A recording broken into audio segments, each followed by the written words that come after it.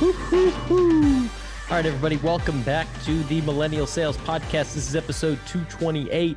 I'm your host, Tommy Tahoe, and this is where young salespeople come to learn how to get better at the craft of sales, make more money, be more fulfilled, get the promotion you want, learn the skill set, whatever it is.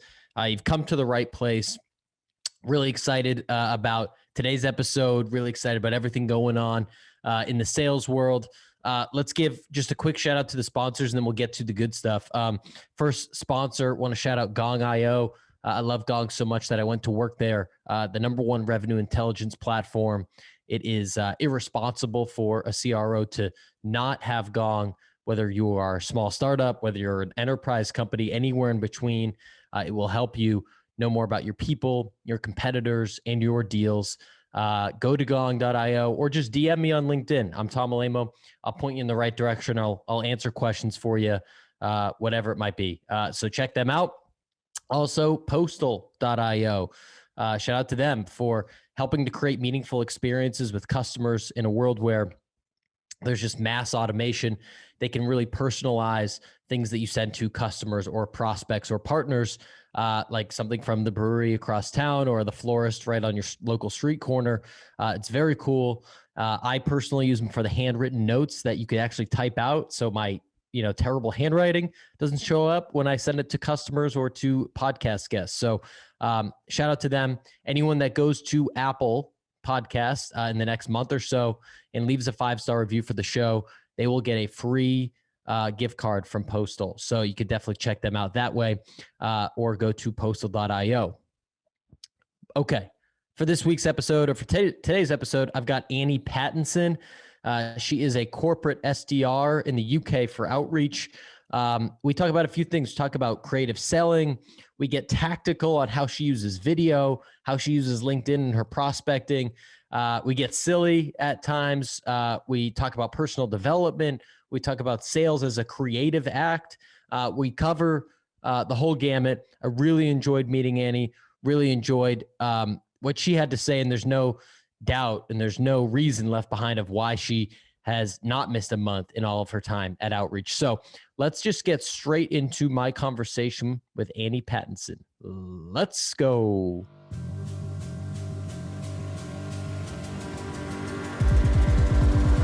All right, Annie Pattinson, good evening to you over in London. Welcome to Millennial Sales. Thank you, Tom. I'm very happy to be here. I think I might be your first London guest. That's a good question. I had someone in Switzerland and I had someone in the Netherlands. I think you are the first London guest. Well, I'm very honored. Thank you so much for having me. Yeah, London is on my bucket list. I can't believe I've never been there. We've got to get you out here. I know it. Once COVID's over, that's one of the top spots I'd love to check out. I always say that I would live there, even though I've never been there before. And I think you'll find when you come, it's just one of those cities that you'll get here and you'll feel like you've already been, just because you've seen it kind of in movies or read about it. And it's how I felt when I got to New York. I was like, I feel like I've just been here before because I've seen it everywhere. It's very familiar. Yeah. And I've heard that it's very similar to New York in a lot of ways. Have you been in New York? 100%. Yeah, I managed to get there last March, just before COVID got really bad. It was my first time and it was so weird actually walking down Fifth Avenue and it was like a ghost town. And Brooklyn Bridge, I've got a picture and I'm the only person on the bridge pretty much, wow. Which I've heard is very, very unusual. So, but yeah, very similar. I'd say New York's a little bit more fast paced. We're maybe a little bit slower in London, but yeah, it's a very similar vibe. A little more time in the pubs in London. A little more time in the pubs for sure. Yeah. Well, I'm excited to have you on and talk about this. So the first thing I want to ask, I'm always interested in how people get into sales. And I think outreach is your first sales job, if I'm not mistaken. So I'd love to hear why you took that job and why you decided to get into sales. Yeah, 100%. It is my first sales job. I was in a completely different world. I was actually doing marketing for fashion and lifestyle. And a lot of what I was doing in that job was actually new business. I was doing some pitching and kind of looking at who we could bring into the agency. And when I was doing that, I kind of thought, I can make the career of this. I could do a job where you're actually, you know, rewarded on doing that. So I started speaking around. I had one of my good friends working for a tech company doing sales, and I just explored the industry. I seeked out some mentors and people that I knew were doing well in sales, specifically women as well. Because as you can imagine, you know, coming from that world and hearing about tech, I was like, me, tech? I'm not sure it would necessarily align. But yeah, when I understood it, I just saw actually, it's not a kind of scary industry at all. It's extremely rewarding. It's an extremely exciting place to be. And outreach was somewhere I just knew would be a really good place to grow. And I think the fact that we've got, you know, 60% of our exec team are female just goes to show we really encourage women in the tech sales industry. And yeah, I came across it through a recruiter and really haven't looked back since. Yeah, that's a great first land as at a sales job. And was Anna there as the CRO and like that, like the other leaders there when you got there, just in terms of like kind of seeing the females at the top, because that is, you know, unfortunately still relatively rare to see at tech companies. So it must have been super encouraging if so. Yeah, totally. She was there and I'd heard so much about her. And I just remember going on my first all hands and just kind of hearing Anna speak. And the way she talks, it's just, you get excited, right? She has so much passion about outreach, and so did the rest of the exec team. And, you know, in EMEA, we've got, you know, Tom Castley, who's our VP of sales. And the way that they talk about the product and the way the company's moving is just so inspiring. And for me, coming into the corporate world, hearing all of this, I couldn't help but want to, you know, jump on board, really. Yeah. In university, did you study, was it like marketing stuff or was it related to fashion or what did you study? So this is going to sound completely random, but I studied I was in humanities. So I studied theology, specializing in Eastern religions, as well as kind of a combination of how Eastern religions intertwine in the West, but so unrelated, you couldn't even imagine. But Yeah. no, it was good. It was a good time. Those are like, that maybe isn't related to your job, but that's like the ultimate life skills right there, right? Like understanding Right. the different, you know, spiritualities and philosophies and just like how the world works and things like that. I'm Yeah. just kind of dipping my toe into that world now, but like if you said Eastern philosophy, you know, when I was a junior in college, I would have no idea what that meant. Right. And do you know what's crazy? And I don't know about you where you're based, but in London, for example, you just see how much of that Eastern philosophy and religion is influencing into our culture. So everyone's doing Buddhism. There's a lot about mindfulness. People eat their Buddha bowls, meditation. It all kind of comes from those Buddhist roots. And I think it's just so fascinating the way that it's kind of infiltrated in. So yeah, not related to sales at all, but definitely a very interesting area to look into for sure. Yeah. Oh, go ahead. Oh, sorry. No, I was just going to add actually a lot of the kind of things that we've been focusing on as well at Outreach around kind of mental health and sales and mindset. A lot of the really good thought leaders and the really good speakers actually use kind of the self-help that comes from Buddhism, which is really interesting. So a lot of the books that you can read about, you know, mental health and detaching from the outcomes within sales, and not making it too kind of, the kind of self-help all does come from that. So there's certainly some crossover, I guess, if you really look for it. Yeah, no, I think there's more crossover than people would probably give it credit for. I think in order to be successful in sales or probably most other things, you have to have a lot of those foundations, whether you're taking it from Buddhism or you're taking it from, you know, Tony Robbins or you're taking it from something else. Like you have to kind of detach from the outcome. You have to kind of focus on the things that you can control. You have to, you know, be able to kind of understand and have self-awareness, like all these different things that, you know, some of the best sales leaders I know have some sort of spirituality, you know, Zen, you know, religious, whatever it is, kind of practice that grounds them so that they're taking care of themselves, so that when they're with their team or they're with their customer or board or whatever they're doing, they're able to be, fully present and at their best level. So important. Yeah, totally. So I want to get into sales because you're absolutely crushing it at outreach. I think, well over 200% to goal, to your quota. We're going to knock on wood. Haven't missed a month since you started. Touch wood, Tom.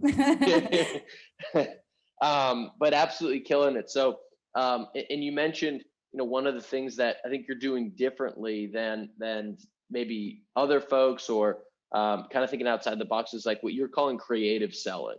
And I love that because I think sales is a creative act, just like writing is, or just like drawing is. So I'd love to hear you expand on that a little bit. Yeah, completely. I think, that's kind of the whole part of it. I guess starting during COVID, I started outreach in May last year.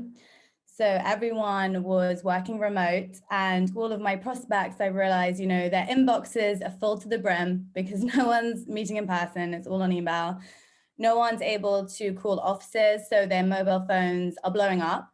And me and my colleague, Katie, we basically just realized we needed to do something creative to break through the noise, because phone and email, it works, but it's not going to get you those top results necessarily in a place that's really saturated. Mm-hmm. So what I started to do, and in outreach, we've got the sequences that are kind of carved out for us. And within those sequences, our third step is a LinkedIn step. And what I would start to do is once I was connected, I'd be sending those prospects, instead of an in-mail on LinkedIn, I would be sending them a video. Okay. So what I would just do by that, I keep it really cheeky, really high level, and just basically introduce myself and personalize as much as I can, because it's just about that human to human. In that time when everything was kind of tricky and everyone was going through a really hard year, just seeing a face and someone that was, making the effort to make them a video really took it that extra mile. I kind of start a video saying, I'm sure you get a ton of sales emails all day, every day. So here I am making you a LinkedIn video. And after doing that, I've noticed that prospects, instead of just replying like, no, not interested, which was what would happen if I sent them an email, they'd actually go to the effort to tell me, A, hopefully book a meeting with me, B, give me a referral based on the fact I made them all this effort. Or they go to detail to tell me why, the reason for the no, why it wasn't a good fit. Mm-hmm. So I was able to kind of get through my account, see what was a good fit and what wasn't. And I ended up sourcing a third of my pipeline from doing this. Yeah, it's crazy. For sure. I just think, and now I've been playing around a little bit. I've been leveraging. Have you heard of the voice notes on LinkedIn? Oh yeah, I've been using them. Yeah, Yeah.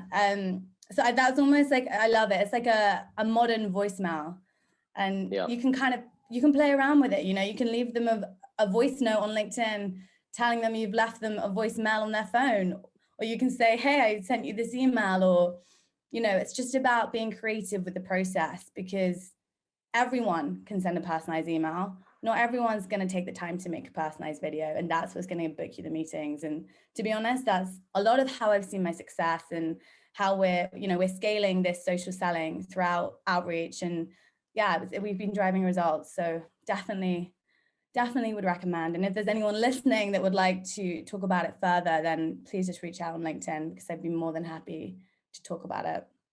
So let's break this down a little bit.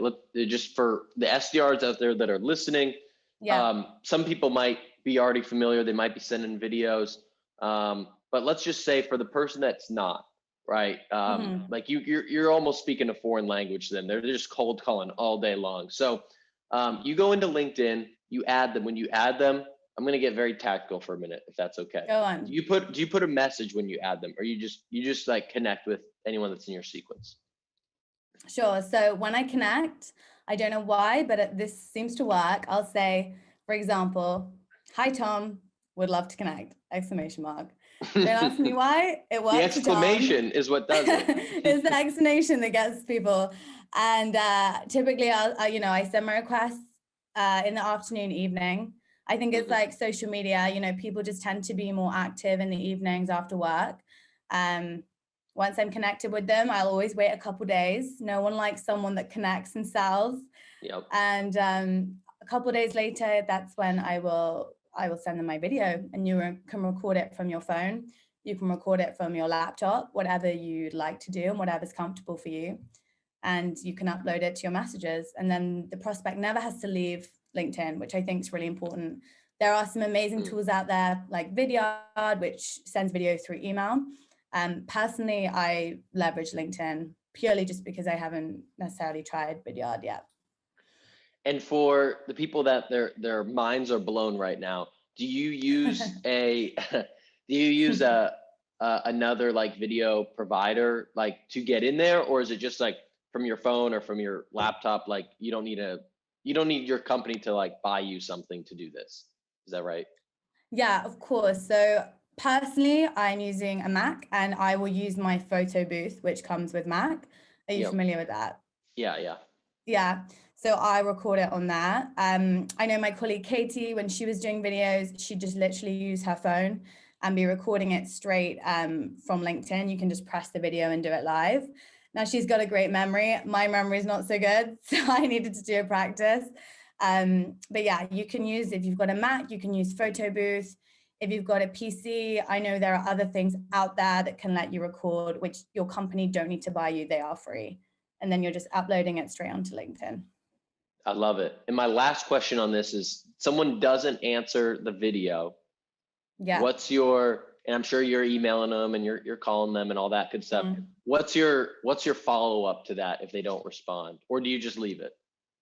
You know what, Tom? I love that you asked me that, because that that is where most of the replies come from, right? So we all know you send something out and it's about that follow-up, the bump. So what's happening then is 2 days after I've sent the video, I'll send the prospect a message and I'll say, would love some feedback on the video. Now, a prospect told me that the word feedback is a good, clever word, because often a prospect will feel rude not replying. So it's a good way of being, it's quite disarming and it's not too demanding.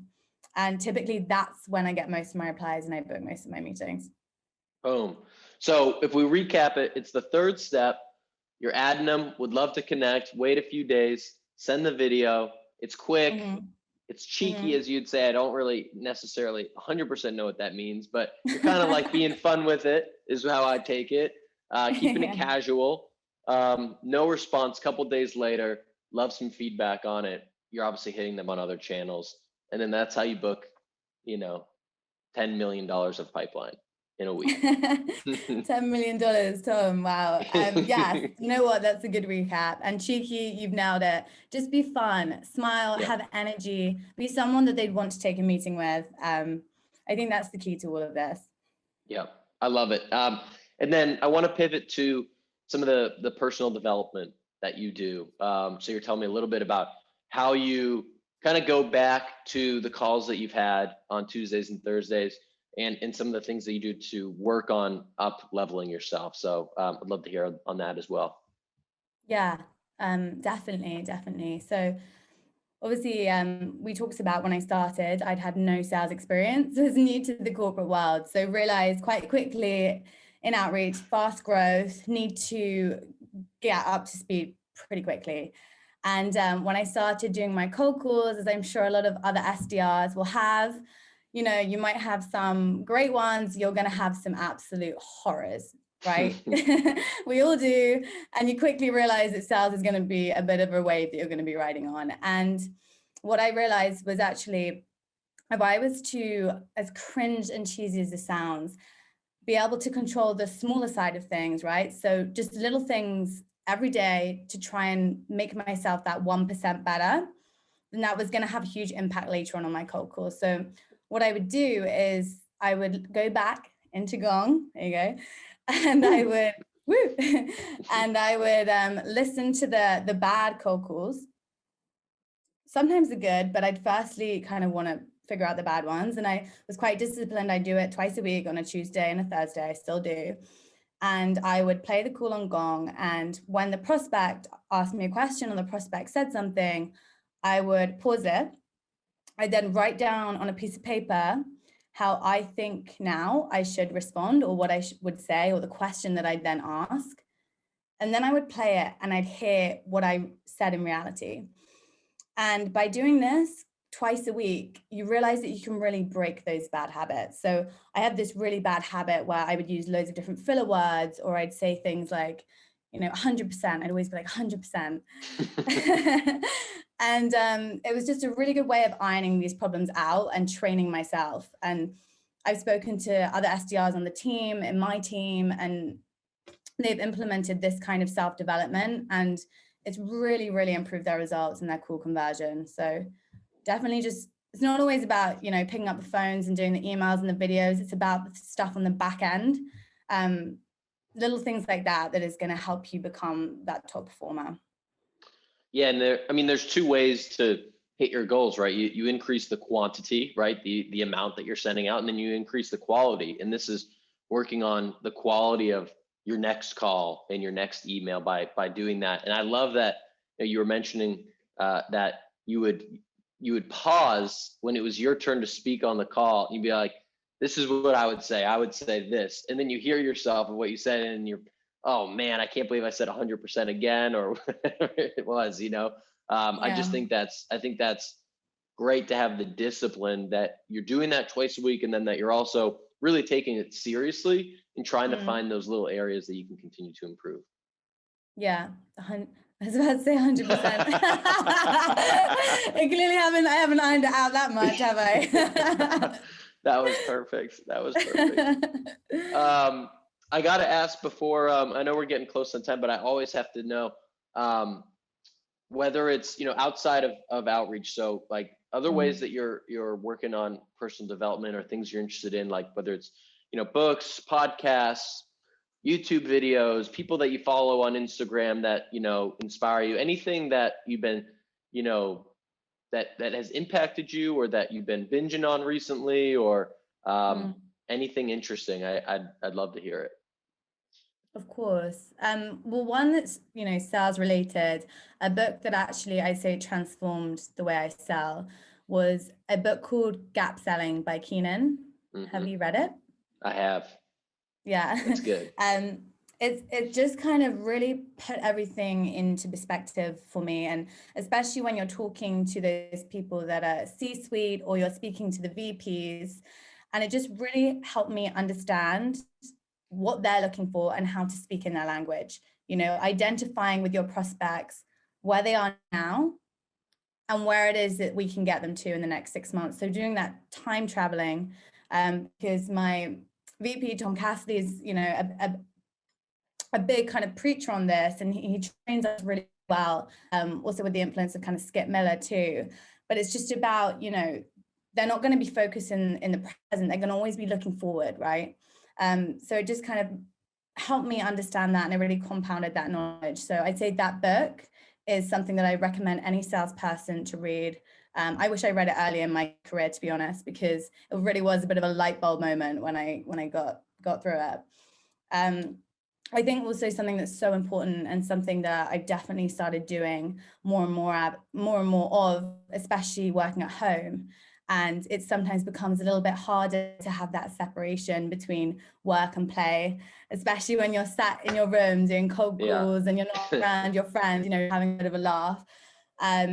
It's finding activities to just kind of de-stress the mind after a day of work. So my housemates, really into sustainability, and obviously, sustainable fashion and clothes and things that I'm also interested in too. And she's got a sewing machine, and she's been teaching me just small little things, how can I impact sustainability by going through my wardrobe and finding little things that I can, rather than just buying new things, I can then sew and mend myself.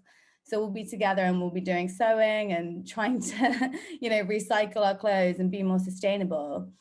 And those small little actions just completely help you unwind. It's just those little mindful things, a new skill that you're learning outside of work, that can just completely help you switch off. Because when you're doing something like that, it's physical, and you're just like, you're there, you're focused on that thing. It's kind of like, sometimes I'll like cook after work, right? And it's the same kind of thing. Like if you're chopping an onion, you're not thinking about your cold call from earlier that day. You're like thinking about that, or you're thinking about what you're knitting. So I love that. Completely. Yeah. It's completely random and not necessarily what I'd be expected, what I thought I'd be doing with my time in lockdown, but I love it. And I recommend anyone who is like me. I'm a bad consumer. I love my clothes. I'll be always going online to find new things. And, the shops have been closed, which has probably been a good thing for me and for the environment, but I'm definitely trying to do my little bit to make it better and try and mend my favorite pieces so that, I can wear them again and I'm not just buying new things, and doing the sewing to switch off. So yeah, random, but that's what's been going on. We love random on this podcast. Annie, you dropped some bombs today. I appreciate you coming on. You're the real deal. Two very tactical things that, you don't have to be an SDR for either of those. Anyone that's trying to sell anything can use the LinkedIn video audio tip and can use the, kind of play things back, whether in Gong or if you are unfortunate and are using something else, to go and do that. So I appreciate you coming on. I had a blast. I'm so grateful for you having me. It was a real pleasure. Thanks, Tom. And on LinkedIn is the best place if people have questions for you, Annie Pattinson or Annabelle Pattinson. Yeah, LinkedIn, I'm Annabelle Pattinson, corporate world. Feel free to send me an invite, and I'm happy to talk through anything that, God forbid, was interesting today that I spoke about. Awesome. Thanks, Annie. All right. Thanks, Tom. All right, everybody. Thanks for checking out that podcast while you're walking the dog, while you're cooking up your stir fry, while you're at the gym, whatever you're doing. Two things. Number one, please head over to Apple and give this show a 5-star review.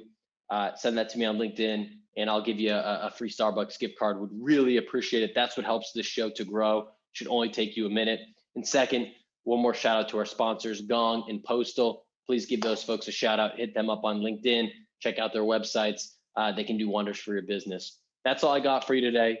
Peace.